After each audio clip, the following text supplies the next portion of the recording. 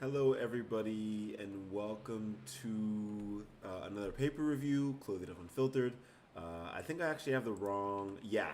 So today, I think in the title right now, it says that I'm going to be going through chapters 1 and 2. That is not correct. We went through the introduction and setup and goals yesterday. I am going to be going through, oh gosh, chapter 4 is long. I'm going to be going through at least chapter 3 and hopefully, I guess, going through chapter 4, main protocol and main ingredients. So I'm just going to change the main protocol. And so we're going through. Let's do this. And chapter 3 is main protocol. Perfect. Sorry, it's chapter 3 and 4. Just wanted to get that done so I didn't have to do it later. So now, as we go into the main ingredients, let's get to the 10th page. Okay. So let's just get into it, start going through it. I have to go into an EIP-IP meeting at 11, so I have about 50 minutes. Should be good enough to get through a couple chapters. We'll see. I'm going to try and go through a bit quicker than the last video I did on the first two. Chapter 3, main ingredients. 3.1, GASPER FFG. In this paper here, Vitalik Buterin and Griffith, who is Griffith again? Oh, no, not Griffith from this paper. Griffith from a different paper. Sorry. In this paper, I can't click it. It's so stressful. V. Griffith. And I can't go back easily.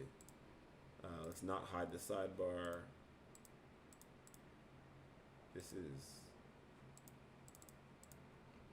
Sorry, I'm trying to get used to how to navigate using the sidebar. It makes things a bit quicker. Perfect. What? This is so... Yeah, the whole, 2 minutes of intro? Perfect. Introduce Casper, FFG. Oh, that's the paper I went through before. Wow, look at that. Gosh, okay. So I should totally cut that whole part out, eh? Me just not reading ahead. That's why it's called Chloethedev Unfiltered. Anyways, in the Casper paper, gosh, Buterin and Griffith introduced Casper FFG, a tool that defines the concepts of justification and finalization inspired by PBFT literature, on top of a blockchain, whether it's proof of stake, proof of work, or otherwise, with tree-like structures as we have in our setup. Every block has a height defined by their distance from the genesis block, which has a height of 0. Equivalently, the height of B, which is a block, is the length of chain B minus 1. We define checkpoint blocks to be blocks whose height is a multiple of a constant h.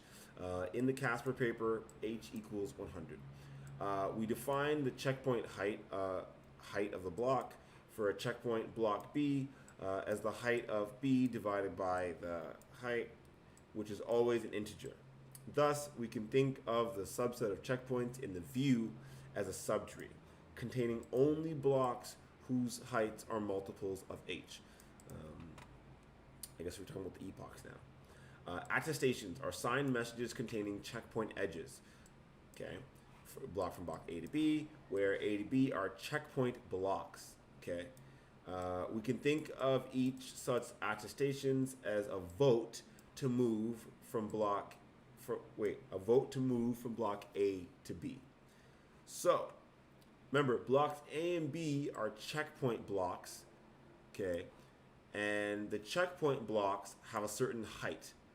So these blocks aren't necessarily side by side, but they do connect with at checkpoint edges. They're all both checkpoint blocks. The choices of A and B depend on the underlying blockchain and is not a part of Casper. Each attestation has a weight. So A and B were chosen based on their attestation weight, which is the stake of the validator writing the attestation.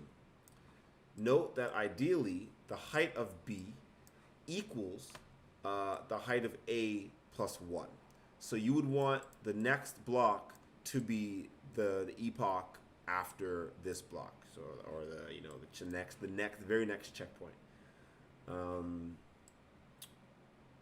which is the stake of the validator. Okay, but this is not a requirement. So I suppose if you had an uncle block or whatever, for example, if height equals 100, it is possible for an honest validator to somehow miss block 200, in which case their underlying blockchain may want them to attest from checkpoint block 100 to 200. So that would be 300, which would be block C. But that would still be arguably valid because block C will show the signature and the attestations from block B and block A, so that when it won't be a slashable offense to skip B and sign C, because in C it'll include the fact that B was included or whatever. Yeah. Note that in our setup we have a time set up in units of slots, which are grouped into epochs. This is analogous to, but not exactly identical to, block heights and checkpoint blocks. So they're not exact. I mean, I understand them as being quite similar, but I guess slots and epochs are not exactly the same as height and checkpoint blocks. But in section 1.4, it'll be discussed further. GASPER FFG also introduces the concept of justification and finalization, which are analogous to phase-based concepts of the I always say B first, PBFT literature, such as prepare and commit. I should go through I've already read the PBFT paper, and I've already written notes on it somewhere else. But I should go through it on the Chloethedev Unfiltered, so I have it here. I keep seeing it in all these papers, so I should have it here to reference back to. It's right here, so I can just look at it later. In each view G, there is a set of justified checkpoint blocks, the J of G, and the subset F of G, which is a subset of G of J is a subset of F of G of finalized checkpoint blocks. In a view G, a checkpoint block B is justified by a checkpoint block A, okay, if there are attestations voting for A to B with a total weight of at least 2/3 of the total validator stake. So we talked about that total validator stake before. So for the Genesis, it is 524,288 ETH or something like that. So as long as 2/3 of that amount of ETH has attested to, has voted, saying that B is the next block after A, then it is justified. Okay, not finalized. Whoa, my thumb goes out far that way. Eh? My right thumb, my left thumb actually. It's mirrored. Equivalently, we say that there is a supermajority link from A, supermajority link to B. Okay, this is a view-dependent condition because the view in question may or may not have seen,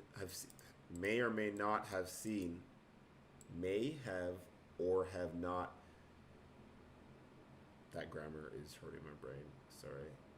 Because the view in question may have or have not seen all of the relevant attestations to break the 2/3 threshold, or even having seen block B itself, which is why the set of justified blocks is parameterized by G. Okay? So that's why you have to have this certain view. We're talking about a certain view, and in this certain view, A goes to B, but that could be different for each person. In a view G, if A is an element of G of J, equivalently, A is justified. Okay, so if this A block,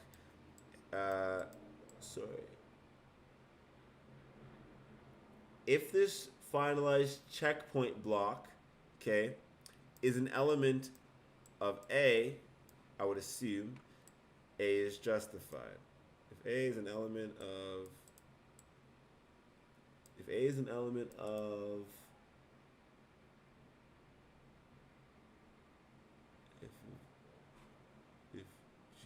In each view G, there is a set of justified, yeah, justified checkpoint blocks. Okay.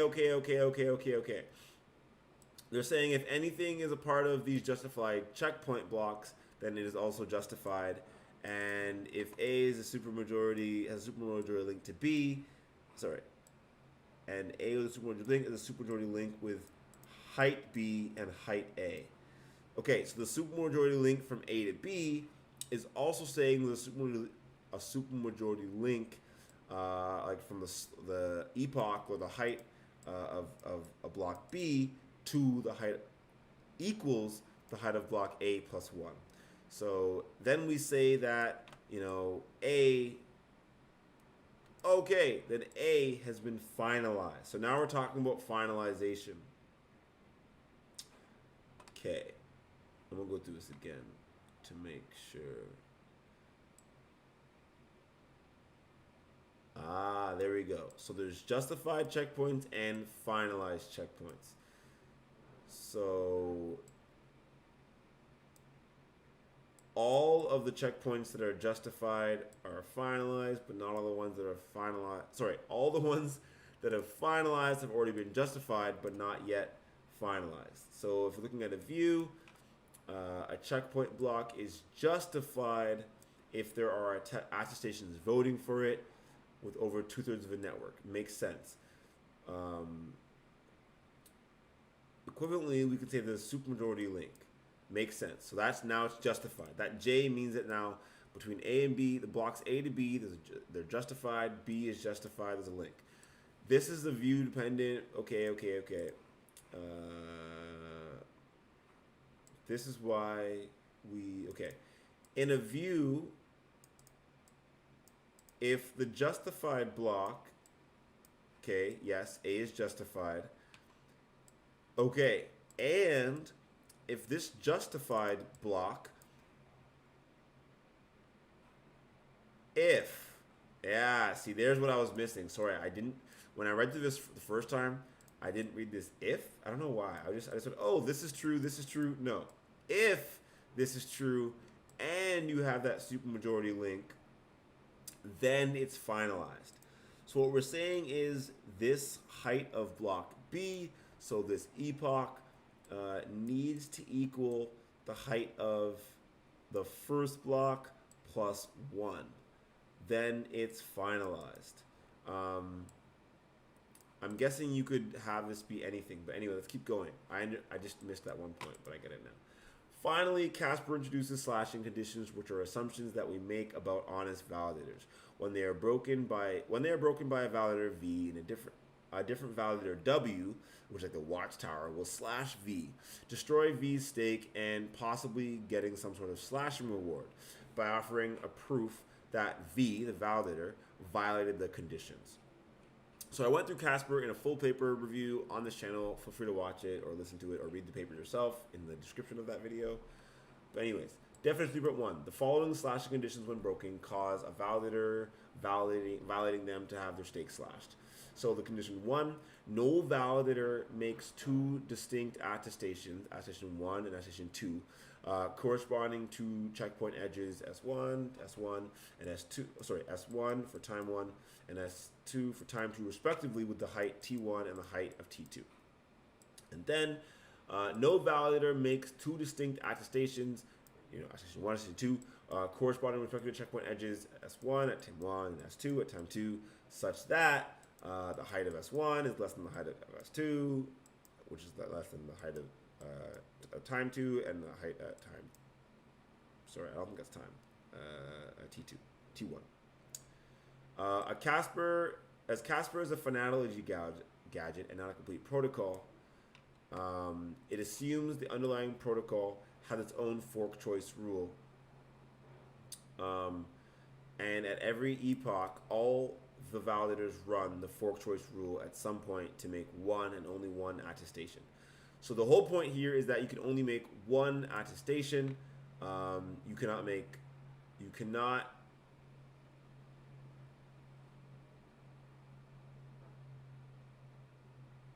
and corresponding to checkpoint edges. Yeah, so you cannot. So this first one, I'm pretty sure. Let me make sure. This confused me in, sorry, in the first one I went through as well, just to make sure I actually understand what's going on. I'm not missing it. Let me just go through it first. It is assumed that honest validators following the underlying protocol will never be slashed. For example, if the protocol asks to make exactly one attestation per epoch, then honest validators will never validate S1. So this is saying you can only make one attestation per epoch. So from what I understand, you're making two attestations where no validator makes two distinct attestations corresponding to checkpoint edges. I guess this is one checkpoint edge going to T1, and this is a different checkpoint edge going to T2 with the height of T1 and the height of T2 being equal. So I guess they're saying here they're in the same epoch, and you're making two attestations. It's not allowed.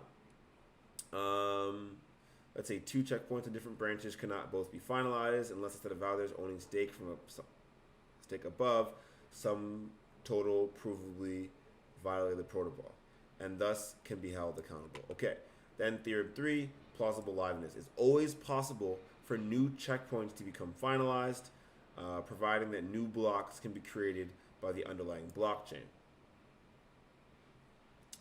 So this is the one where I think it confused me when I was reading it, and I don't think it has to do. Let's see.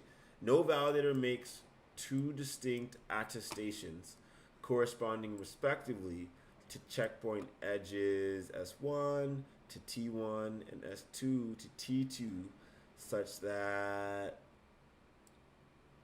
this is less than this.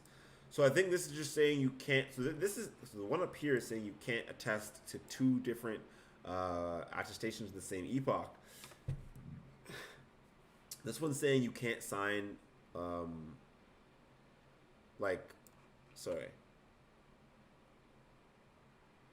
think they're saying you can't sign like something before something else. So like you can't sign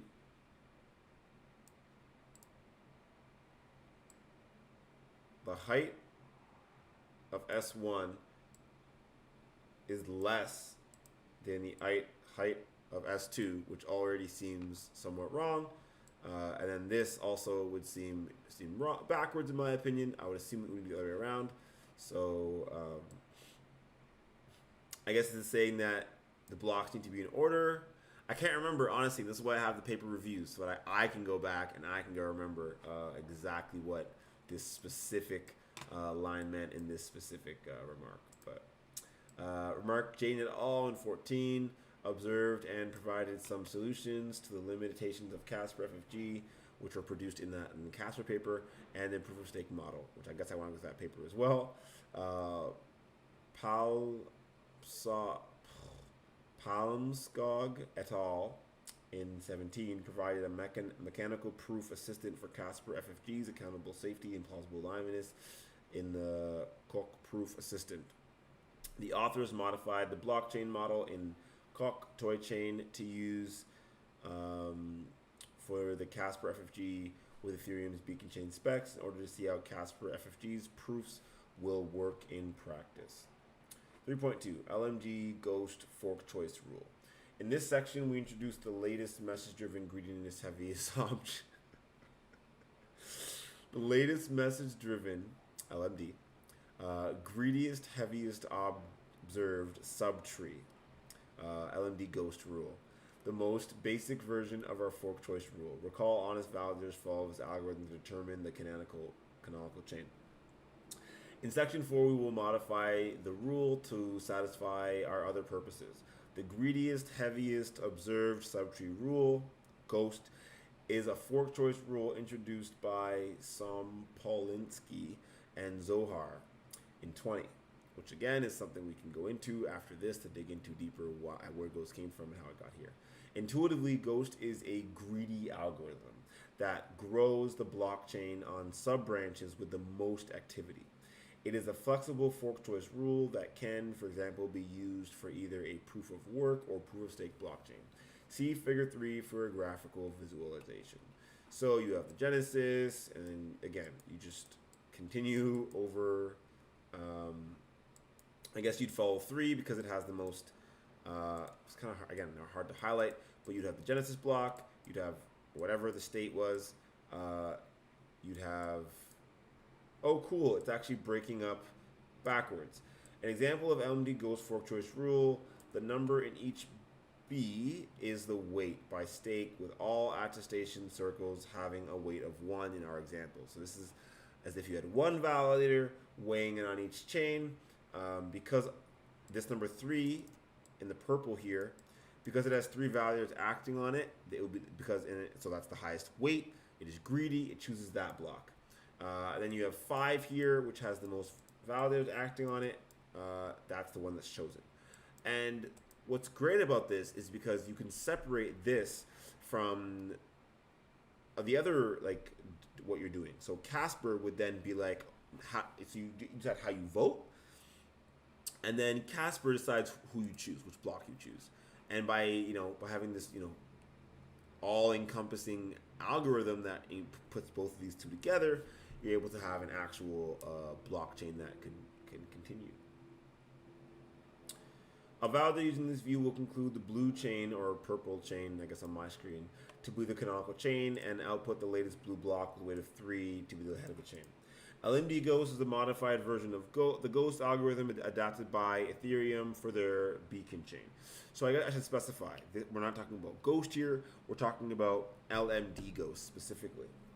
We need the following definition.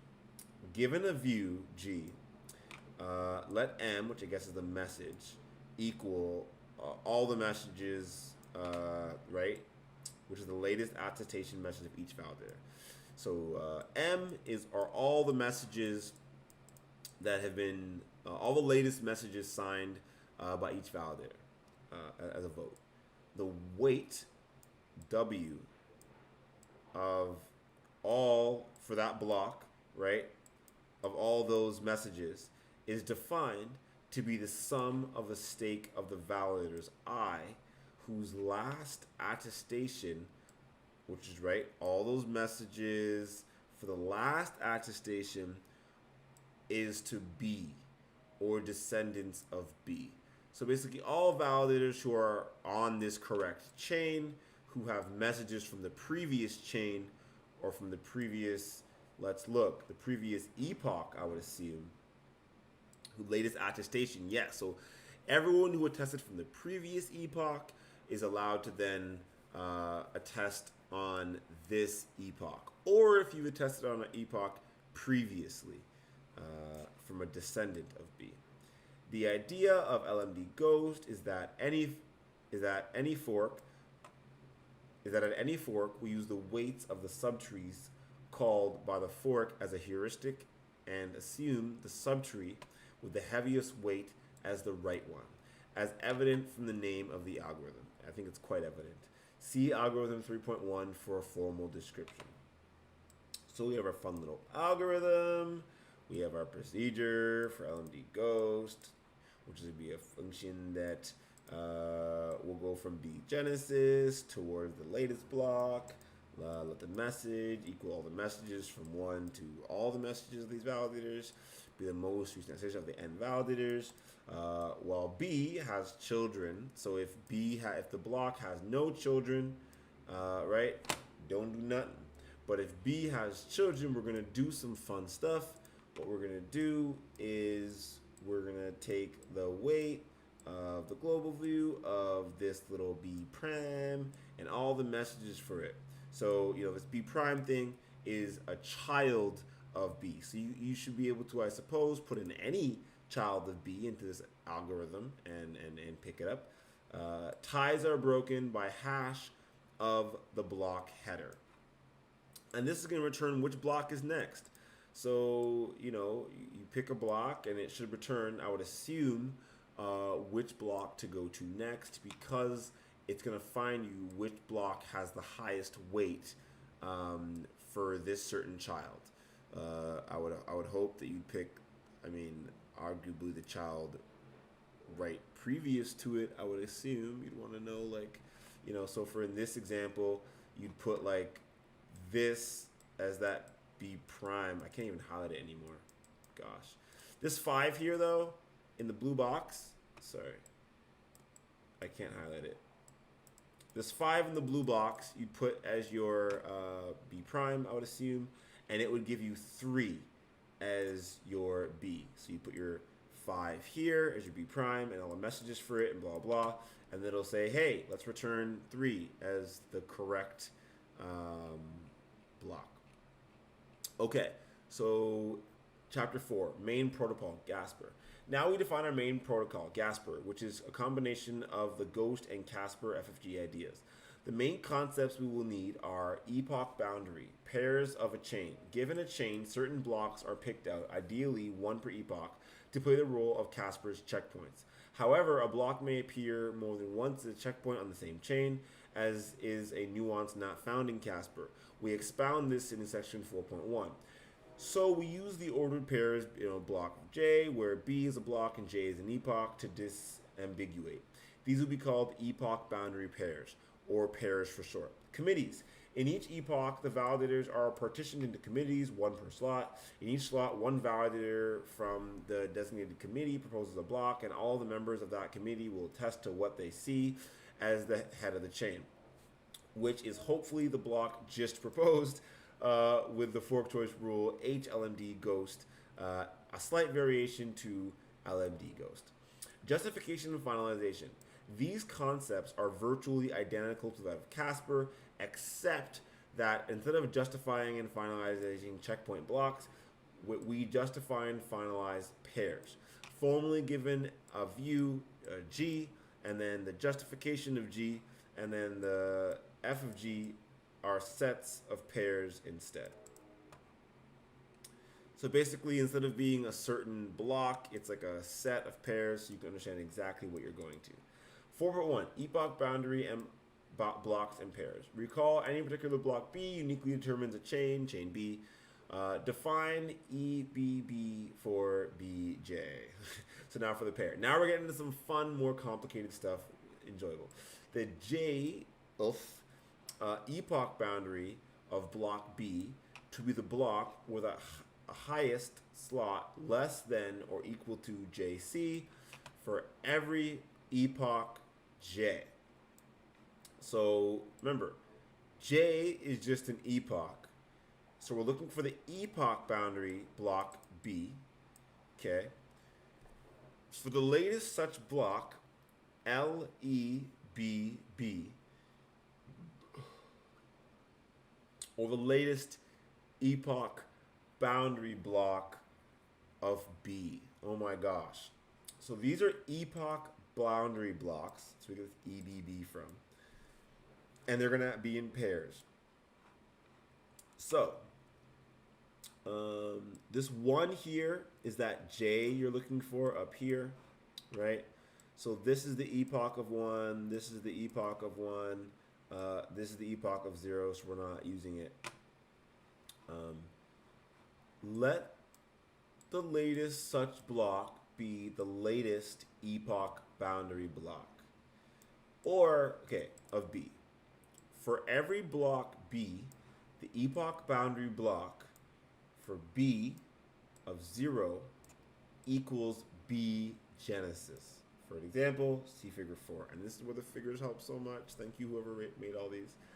Figure 4. Suppose blocks A, okay, B, C form a chain at slots, right? So slots are just blocks. So block 63, 64, and 65, respectively.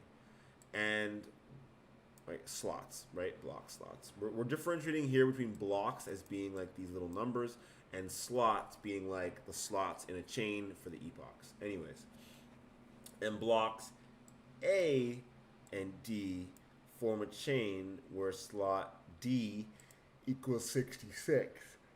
Okay. Then the epoch boundary block of C, epoch 1, okay, equals B, because this is the epoch boundary block. See, this is this little line. Sorry, I wish I could highlight all lines and stuff, but this line going vertically between block A and block B. That is showing you that block B is the furthest towards the beginning of that epoch. So that would be the epoch boundary block. Then the epoch, okay, and the epoch boundary block for D would be A, which is super confusing to me because I would consider the epoch boundary block for D to be D because it's the closest. But anyways,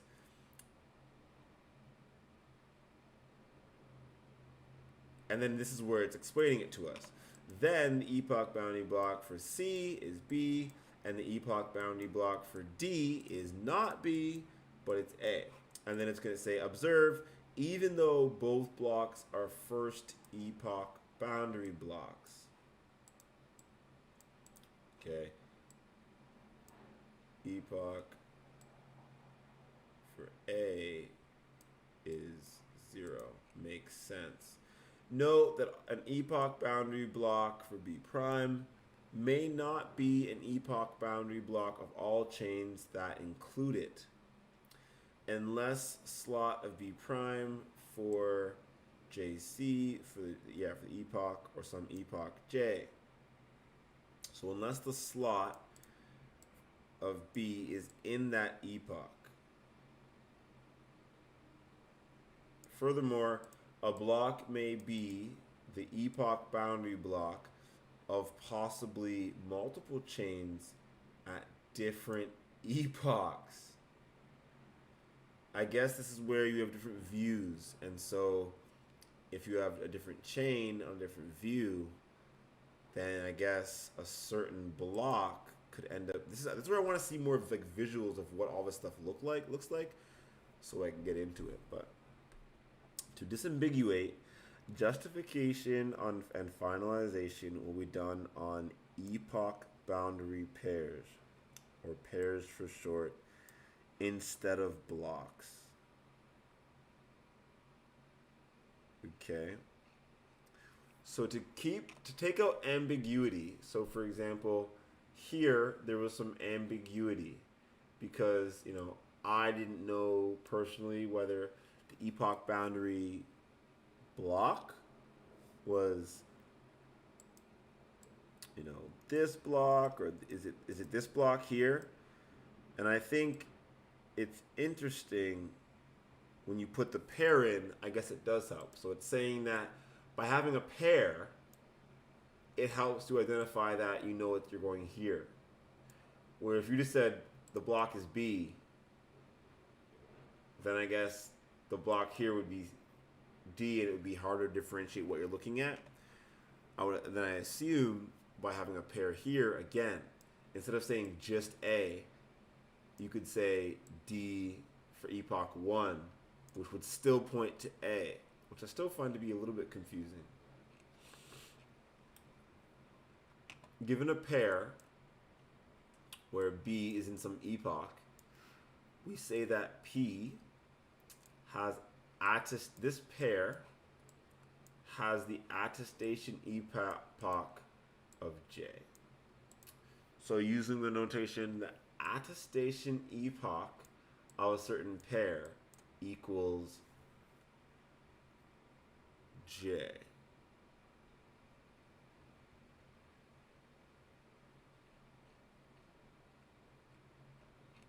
That's weird.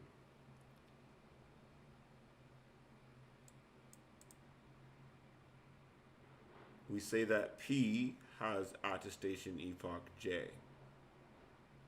O for a certain epoch. Remark. We briefly address why we use pairs instead of checkpoint blocks.